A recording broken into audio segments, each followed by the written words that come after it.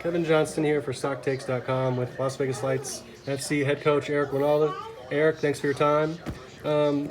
Grinder last Saturday against Orange County. Did you feel at all that it was maybe drop points considering the red card? You almost got the goal to go up there at the end. It was called offside, but did you feel at all like it was drop points? Absolutely. We have to always have the mindset of winning at home. I think we're not making excuses here, but Dejan Jakovic was brand new to the team. He got here on a Thursday and was inserted immediately into the starting lineup. So I will say we took a much more conservative approach, knowing that we were going to deal with some aerial battles. That's actually how they got their goal.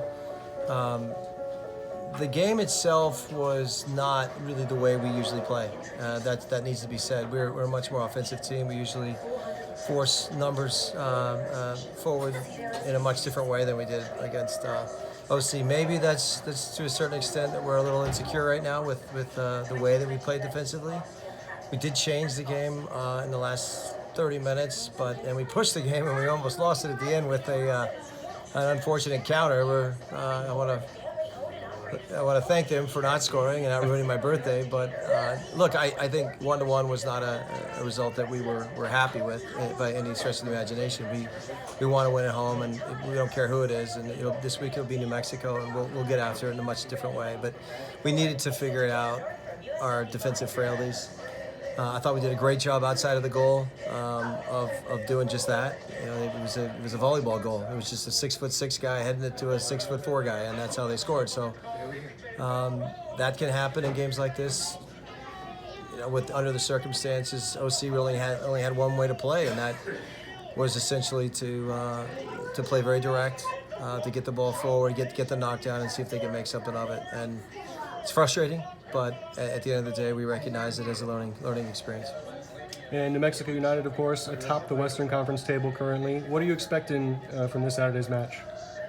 Well, look, it's a rough couple of weeks for them. At first they had the double overtime victory against Arizona, so Phoenix, and then they go into a spill now where they've lost at home because they left Sandoval on the bench, for example, and this is a long week for them. They have to go to Colorado today to play in the Open Cup in against the Rapids. So I'd love to answer that question, but I don't know. I think we have to wait and see who's fit, who's healthy, how much importance they put into the Open Cup, how important this game is to them.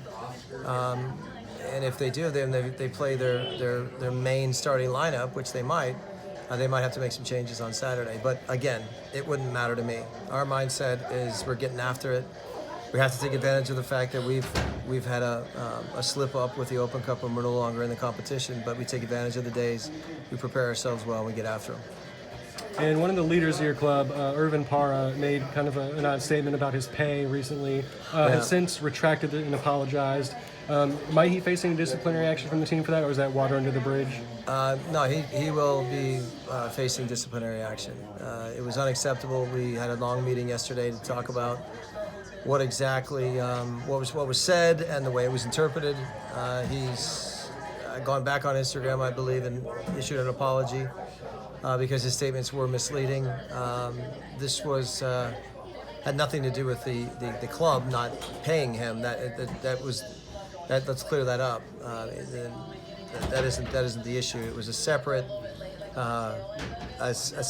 situation that forced him or caused him to say that. So it's unfortunate, but we as an organization find that his action is unacceptable.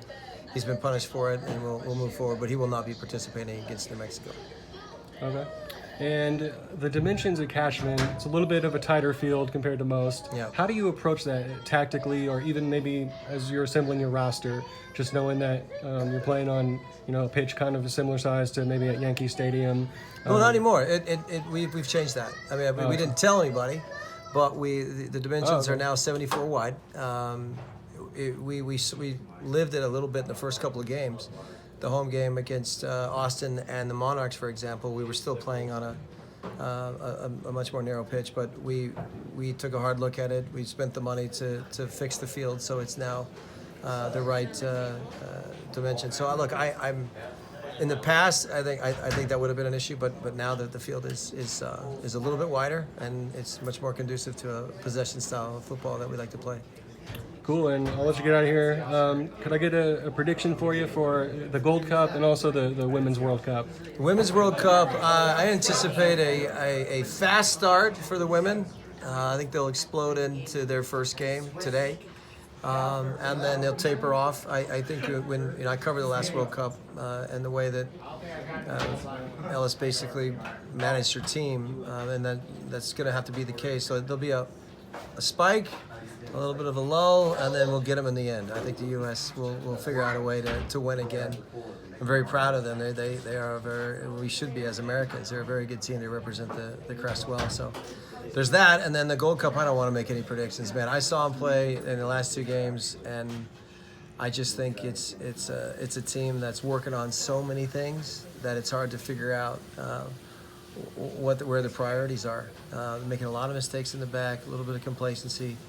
Goalkeeping errors, but for the most part, this is a young team that has an opportunity to figure out what it's like to play in a real competition. So, if they get past the quarters, I'll be happy with that, but I don't expect them in the final this year.